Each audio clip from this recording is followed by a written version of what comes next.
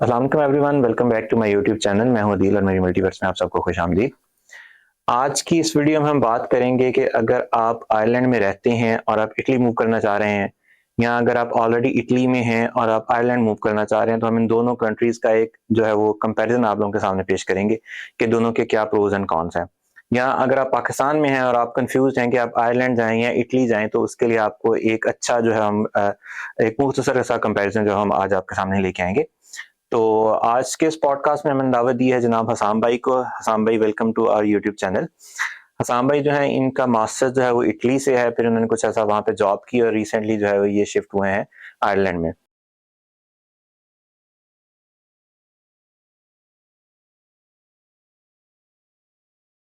तो हम हसाम भाई से जो है डिस्कस करेंगे और पूछेंगे कि इनका किस तरह का एक्सपीरियंस रहा दोनों कंट्रीज़ में और क्या डिफरेंसेस इन्हें फ़ील आए, और एंड पे हम कंक्लूड करेंगे कि कौन सा कंट्री जो है वो ज़्यादा बेहतर है किस चीज़ में। सबसे पहले हसाम भाई, आप हमें ये बताएं कि दोनों कंट्रीज का वीज़ा जो है प्रोसेस उसमें से आप गुजरे, तो आपने देखा कि खासतौर पे इटालियन वीज़ा जो इसके बारे में देखता है कि बहुत ज़्यादा हमें जो है वो क्यूज़ हैं उनके अपॉइंटमेंट के लिए, और अपॉइंटमेंट मिलना मुश्किल है। उसके बाद फिर डॉक्यूमेंटेशन की काफ़ी मुश्किल है, डिफरेंट तरह की ट्रांसलेशन में जाना और ये वो। उसके बाद फिर आपने आयरलैंड के वीज़ा प्रोसेस को भी जो है वो आपने थॉरोली एक्सपीरियंस किया। तो किस कंट्री का वीज़ा प्रोसेस जो है वो आपको ज़्यादा ईजी और स्ट्रेट फॉरवर्ड लगा? आदिल भाई, इटालियन जो एम्बेसीज हैं वो पहले काम करती थी कि एप्लीकेंट्स को खुद डील करती थी। अब उन्होंने थर्ड पार्टी कंपनीज बीएलएस और जैसे वीएफएस ग्लोबल हम आयरलैंड के लिए यूज़ करते हैं, उनके साथ कॉन्ट्रैक्ट किया है ताकि जो एप्लीकेंट्स हैं वो उनके थ्रू एम्बेसी आए। तो इस प्रोसेस की वजह से उनकी एम्बेसी में जो एप्लीकेंट्स का जाना है वो थोड़ा बेहतर हो गया है, अपॉइंटमेंट्स मिलना स्टार्ट हो गई हैं। मगर पहले लोग बहुत ज़्यादा इश्यूज फेस करते थे, मगर बैकलॉग ही इतना है कि अब तक वो वाला जो प्रोसेस उन्होंने स्टार्ट किया वो स्ट्रीमलाइन नहीं हो सका। दूसरे एंड पे जहाँ तक आपने बात की कि डॉक्यूमेंट्स ट्रांसलेट करवाना इटालियन लैंग्वेज में, वो एक अभी भी एक हेक्टिक काम है। उसके लिए एम्बेसीज के अप्रूव्ड कुछ ट्रांसलेटर्स हैं, उनके पास जाना पड़ता है। वो सारा टाइम कंज्यूमिंग प्रोसेस, और आपको पता है आपके पास हमेशा वीज़ा अप्लाई करने के लिए जो डॉक्यूमेंटेशन है वो ऑलरेडी टाइम कंज्यूमिंग टास्क है, डिफिकल्ट टाइम कंज्यूमिंग टास्क है। तो एक और एडिशन होना उसमें कि आप ट्रांसलेट करवा रहे हैं डॉक्यूमेंट्स, तो बिल्कुल ऐसी है कि वक्त भी ज़्यादा लगता है, मुश्किल भी बढ़ती है। दूसरे एंड पे आयरलैंड एम्बेसीज का हमारी मोस्ट ऑफ द चीज़ें इंग्लिश में हमें आसान तरीके से पाकिस्तान से मिल जाती हैं, तो हमें उन फेजेस में से गुजरना नहीं पड़ता, कंपेरेटिवली थोड़ा सा बेहतर। दूसरे नंबर पे हम जिस चीज़ की बात करेंगे वो है कि क्वालिटी ऑफ लाइफ की अगर हम बात करें, थोड़ा-सा कंपैरिज़न हमें बताएँ कि जो क्वालिटी ऑफ लाइफ आपको क्या लगा कि जो फैसिलिटीज़ हैं उसके पॉइंट ऑफ व्यू से, मेडिकल की हेल्थ की फैसिलिटी हो गई, या पब्लिक ट्रांसपोर्ट वगैरह की फैसिलिटी हो गई, या इसके अलावा ओवरऑल जो उनके हाउसिंग के या इंफ्रास्ट्रक्चर हैं शहरों के, तफरीह के जो मौके हैं, उसमें कौन-सा कंट्री आपको ज़्यादा बेहतर लगा? आयरलैंड या इटली? इटली को मैं कहूँगा वो थोड़ा-सा एंशिएंट है कंपेयर टू आयरलैंड। इसने टेक्नोलॉजी को डेवलप किया है, टेक्नोलॉजी को अपने अंदर डाइजेस्ट किया है, और यहाँ पे हमारे पास बेहतर अप टू द मार्क जो दुनिया में चीज़ें आती जा रही हैं वो मिलती हैं। मगर ये चीज़ हमें इटली में नहीं मिलती। वो अभी भी उन्होंने अपनी सखाफ़त को मेंटेन किया है, इसलिए वो ज़रा थोड़े से एंशिएंट हैं। दूसरे एंड पे जो आपने बात की मेडिकल की और बाकी इस तरह की चीज़ों की, आई गेस वो यूरोपियन यूनियन का पार्ट होने की वजह से वो चीज़ें सारी ऑलमोस्ट सेम होंगी। अच्छा, इसके बाद हम बात करते हैं लिविंग एक्सपेंसेस के बारे में। तो लिविंग एक्सपेंसेस के पॉइंट ऑफ व्यू से अगर आप बात करें तो आपका क्या ख्याल है? ट्रांसपोर्टेशन और डेली यूटिलिटीज़ हो गई, हाउसिंग की कॉस्ट हो गई, इसमें आपको कौन-सी कंट्री जो है वो ज़्यादा बेहतर लगी है? कौन-सा कंट्री ज़्यादा एक्सपेंसिव है और कौन-सा कंट्री जो है निस्बतन चीपर है? डेली फूड होगा, यूटिलिटीज़, ग्रोसरीज़, ट्रांसपोर्टेशन, हाउसिंग, ये सारी चीज़ों में? लिविंग एक्सपेंसेस में आई गेस इटली चीपर है कंपेयर टू आयरलैंड, क्योंकि मैं इटली में ज़्यादातर रोम में रहा हूँ। Rome as being the capital of Italy, वहाँ के एक्सपेंसेस और आयरलैंड के एक छोटे शहर गॉलवे के एक्सपेंसेस ऑलमोस्ट सेम है। हुँ। अगर अगर हम आयरलैंड के एक बड़े शहर डबलिन की तरफ मूव करें तो हमें एक्सपेंसेस और ज़्यादा देखने के लिए मिलते हैं। दूसरे एंड पे इटली में एक एज हमें ये मिलता है कि पब्लिक ट्रांसपोर्ट बहुत बेहतर है। हुँ। और मेरे गॉलवे ख्याल में मुफ्त भी है शायद। अम, ठीक है, up to some extent there are ways to get हुँ। किसी हद तक हमें मुफ्त भी मिल जाती है, मगर मुफ्त नहीं है इन शॉर्ट। नहीं, मतलब मैं तो रोम में आज जितनी दफ़ा भी गया हूँ, हमने तो कभी आज तक बस के पैसे पे नहीं किए। वो अलग बात है, वो मुफ्त ना अच्छा। होना और वो हाँ। बैठ जाना वो फिर एक बिल्कुल मुख्तलिफ चीज़ है। वो हर किसी का अपना लेयर का लेवल हुँ। है, तो आप वो एन्जॉय कर रहे हैं। तो तो अ, जो आपकी पब्लिक ट्रांसपोर्ट है वो आपको गोल्फ आयरलैंड में नहीं मिलती कंपेयर टू इटली। इटली में पब्लिक ट्रांसपोर्ट बहुत बेहतर है, तो उसकी वजह से जो आपका ट्रैवल एक्सपेंस है वो हम्म, इटली में कम हो जाता है। okay, दूसरे एंड पे अगर मैं यूटिलिटीज़ की बात करूँ तो वो ऑलमोस्ट सेम है दोनों ममालिक में। हम्म, आई गेस दोबारा से वही बात कि ईयू का पार्ट है तो उनकी ये हम्म, चीज़ें कॉमन हो कॉमन। सकती आपने हैं। हमें गाइड किया कि जो आयरलैंड है वो तकरीबन ज़्यादा एक्सपेंसिव कंट्री है रादर देन इटली। तो अगर हम इसमें टोटल अर्निंग की बात करें या सादा लफ्ज़ों में अगर हम वर्क अपॉर्चुनिटीज़ की बात करें कि वर्क अपॉर्चुनिटीज़ हैं वो इटली में कैसी हैं और जो उस वर्क अपॉर्चुनिटी के अगेंस्ट जो वेजेस हैं वो कैसी हैं? अगर आप बोथ आप हमें थोड़ा-सा ऑड जॉब के पास पॉइंट ऑफ व्यू से भी थोड़ा गाइड कर दें और नॉर्मल जो आपकी रेगुलर जॉब्स हैं अगर उसके पॉइंट ऑफ व्यू से भी हम थोड़ा गाइड करें कि क्या नॉर्मल वेजेस हैं और वर्क अपॉर्चुनिटी कैसी है? क्या आपको एक डिफरेंट लैंग्वेज के साथ जॉब ईज़िली मिल जाती है या बहुत मुश्किल होता है या इस तरह का जो इसके बारे में थोड़ा गाइड कर दें हमें? अगर मैं ऑड जॉब्स के बारे में बात करूँ, वर्क अपॉर्च्युनिटीज़ हमारे पास 2 टाइप्स की हैं, एक ऑड जॉब और दूसरी जो यूजुअली आपकी रेगुलर जॉब्स होती हैं। अगर मैं ऑड जॉब के बारे में बात करूँ तो गॉल्फ़े में या आयरलैंड में ये कंपैरेटिवली ज़्यादा आपको वेजेस मिल जाती हैं कंपेयर टू इटली। और इसमें आपके पास दूसरी एंड पे बात आती है कि अगर आप एज़ अ परमानेंट एम्प्लॉय हो, तो उसके लिए आपके पास लैंग्वेज बैरियर एक ये चीज़ है जो काफ़ी ज़्यादा देख आपको मिलती है। हुँ, और जो वेजेस हैं वो ओवरऑल आयरलैंड में ज़्यादा हैं क्योंकि यहाँ के आई गेस लिविंग एक्सपेंसेस भी ज़्यादा हैं। हुँ। तो इटली की जो आपके पास इटली के जो वेजेस हैं वो कम। जस्ट अगर आप रफली हमें थोड़ा आइडिया दें कि आपने आयरलैंड में भी रहे और आप इटली में भी रहे, पर मंथ आपकी कितनी कॉस्ट आती थी आयरलैंड में आ रही और कितनी कॉस्ट आपकी आती थी इटली में? आयरलैंड और इटली में ऑलमोस्ट 50-50 का डिफरेंस होगा। ओह! ओके। तो आपके पास मेन जो कॉस्ट है वो यहाँ पे वो ट्रांसपोर्ट में और हाउस। फूड की तरफ आपकी जाती है। हाउसिंग ऑलमोस्ट सेम है अच्छा, क्योंकि मैंने रोम का आपसे ज़िक्र ठीक किया। है, रोम में जो मैं हाउसिंग के लिए पे करता था ऑलमोस्ट वही मैं गॉल्वे में पे कर रहा हूँ। ठीक है। तो यहाँ पे फूड और ट्रांसपोर्ट ये 2 चीज़ें एक्सपेंसिव हैं कंपेयर टू इटली। इटली में आपको फूड और ट्रांसपोर्ट काफ़ी बेहतर प्राइसिंग में मिल जाती है। और इसके मतलब अगर आप इटली में ऑड जॉब कर रहे हैं 20 आवर्स की और अगर आप यहाँ पे 20 आवर्स की ऑड जॉब कर रहे हैं या अगर आपका बिल्कुल एक एंट्री लेवल में किसी इंडस्ट्री में आपका जो है वो काम है, तो उनका कितना आपको डिफरेंस नज़र आता है? मतलब यहाँ पे क्या पर मंथ सैलरी है एक एंट्री लेवल प्रोफेशनल की और ऑड जॉब में आप कितना अर्न कर सकते हैं?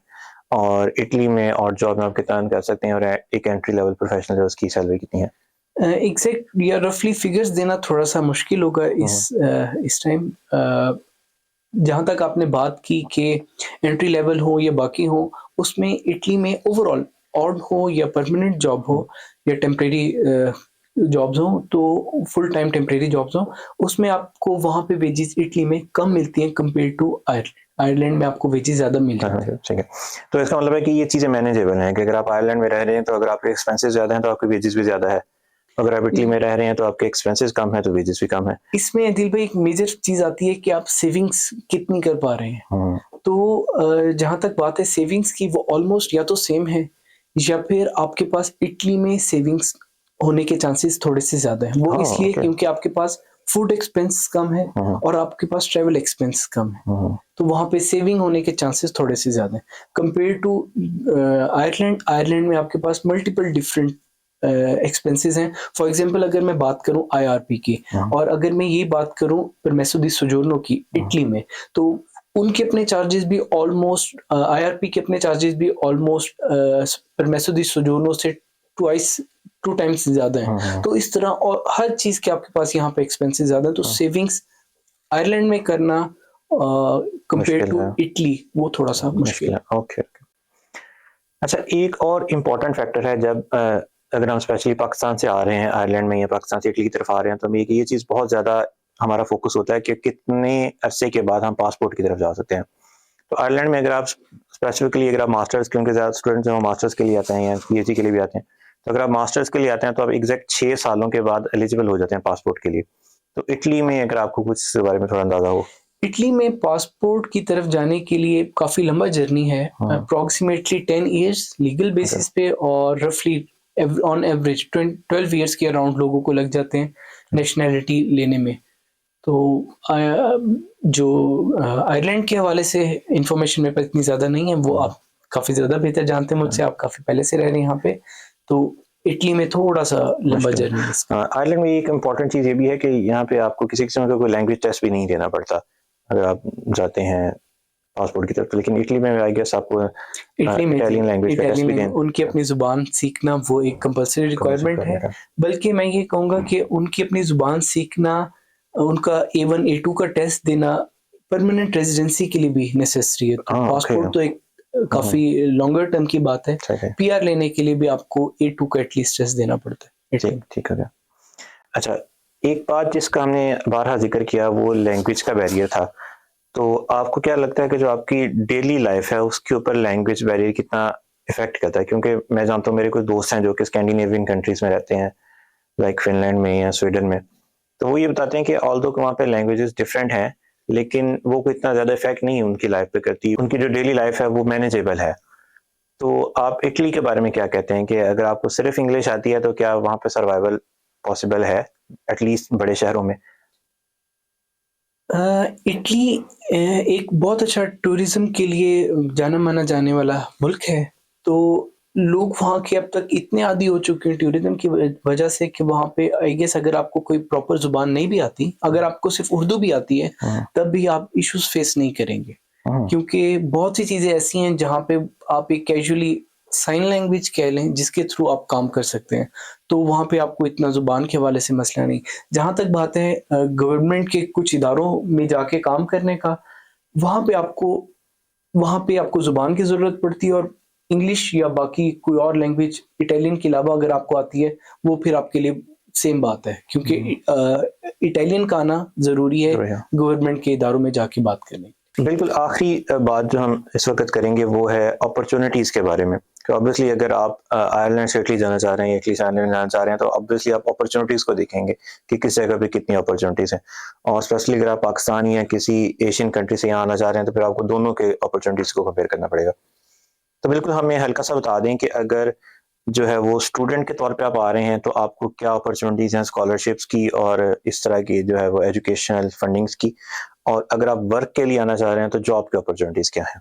अगर आप as being a student Ireland या फिर इटली जाना चाह रहे हैं, उसमें आपके पास आयरलैंड में अगर आप आते हैं मास्टर्स के लिए, तो आपके पास अपॉर्चुनिटीज आई गेस कम है कंपेयर टू इटली। इटली आपको 4 to 5 different types of fundings provide करते हैं। सबसे पहले तो आपको किसी प्रोफेसर की तरफ से फंडिंग मिल सकती है, या इंस्टीट्यूट की तरफ से फंडिंग मिल सकती है, या फिर कुछ सिनेरियोज में मैंने ये देखा है कि कोई कंपनी बेस्ड प्रोजेक्ट बेस्ड आप अपना मास्टर स्टार्ट करते हैं, उसमें प्रोफेसर की फंडिंग और जो ऑर्गेनाइजेशन है उसकी फंडिंग भी इन्वॉल्व होती है। इसके बाद ये सारी फंडिंग्स भी आपको ना मिले तब आपको वहाँ की नीड बेस्ड स्कॉलरशिप भी मिल जाती है। तो वहाँ पे मल्टीपल ऑप्शंस हैं फंडिंग के। यूजुअली जितने भी तकरीबन हमारे लोग आते हैं एशिया से और बाकी, वो किसी ना किसी स्कॉलरशिप को सिक्योर कर लेते हैं। और जहाँ तक बात है आयरलैंड की, यहाँ पे इतना ज़्यादा रुझान मैंने नहीं देखा लोगों को मास्टर्स के लिए स्कॉलरशिप्स लेने का। लेकिन पीएचडी में जो है इक्वल है। पीएचडी में वहाँ पे पीएचडी में बिल्कुल ऐसे है। पीएचडी में वहाँ पे भी पे किया जाता है, यहाँ पे भी पे किया जाता है, मगर बात वही आ जाती है कि यहाँ के एक्सपेंसेस थोड़े से ज़्यादा हैं। लेकिन डिफरेंस बहुत ज़्यादा है और वहाँ के एक्सपेंसेस कम है। आई गेस उसी के हिसाब से नॉर्मल रेशो के मुताबिक वो ऑलमोस्ट उसी रेशो के मुताबिक वो पे करते हैं। इटली में आजकल 1600 यूरोस के अराउंड पे कर रहे हैं पीएचडी को, और यहाँ पे अराउंड 2200 के करीब पे कर रहे हैं। तो यहाँ के एक्सपेंसेस थोड़े से ज्यादा है, उसके मुताबिक आई गेस ये बात तकरीबन सेम पड़ती है। ठीक है। और वर्क अपॉर्चुनिटीज, जॉब मार्केट कहाँ पे पड़ी है? इटली वैसे तो बहुत बड़ा कंट्री है आयरलैंड की निस्बत, तो क्या आपको लगता है कि जॉब मार्केट वहाँ पे अच्छी है अगर आप स्पेशली किसी टेक्निकल फील्ड से हैं या बिजनेस की फील्ड से हैं या मेडिकल फील्ड से हैं? जॉब मार्केट में सबसे पहले तो बात वो आ जाती है कि अगर कोई इटली जाना चाह रहा है उसके पास क्या इटालियन लैंग्वेज है। अगर इटालियन लैंग्वेज है वो उसके लिए एक बहुत बड़ा पुशबैक प्लस पॉइंट है। और अगर आपके पास इटालियन लैंग्वेज नहीं है तो उसके बाद भी अगर आप इटली मूव करते हैं तो आपको काफ़ी ज़्यादा डिफरेंट चीज़ों को फेस करना पड़ेगा जिनके बारे में आई गेस आप सोच भी नहीं सकते। कंपेयर टू अगर आप आयरलैंड आते हैं तो आपके पास फिजिबिलिटी है, आपको लैंग्वेज आती है, लैंग्वेज बैरियर नहीं है, तो आपके लिए चीज़ें बहुत आसान हो जाती हैं। और इटली में जॉब मार्केट के हवाले से बात करूं तो इटली एक ऐसे उन डेवलप्ड ममालिक में से है जो कि बहुत सी चीज़ें बना के एक्सपोर्ट करता है, तो उस चीज़ के हवाले से वहाँ पे जॉब मार्केट ज़्यादा मिल सकती है कंपेयर टू आयरलैंड। आयरलैंड के हवाले से मुझे ऐसे इतनी ज़्यादा इस चीज़ के हवाले से इन्फॉर्मेशन नहीं है, तो मैं जी, मतलब अगर टैक्स से रिलेटेड है तो वहाँ पे जॉब अपॉर्चुनिटीज़ काफ़ी बेहतर हैं, लेकिन अगर बाकी चीज़ों के बारे में है तो उसमें एक कंपेरेबल डिफरेंस है। Thank you so much Assam भाई, बहुत शुक्रिया आपका, आप हमारे जो है वो चैनल में और आपने हमें बहुत ज़्यादा गाइड किया। तो नाज़रीन, ये था एक कंपैरिज़न जो हमने आज आपके सामने रखा इटली का और आयरलैंड का। उम्मीद करते हैं कि इससे आपको कुछ ना कुछ जो है वो आइडिया मिलेगा कि अगर आप एक इस तरह की पोज़ीशन में हैं कि आप चूज़ नहीं कर पा रहे कि आप आयरलैंड में जाएँ या इटली में जाएँ, तो ये एक आपके लिए एक अच्छा स्टार्टिंग पॉइंट जो है वो ये हो सकता है। तो थैंक यू सो मच, फिर दोबारा किसी वीडियो में आपसे मिलेंगे कि एक और अच्छे और नए टॉपिक के साथ। तब तक के लिए अल्लाह हाफ़िज़।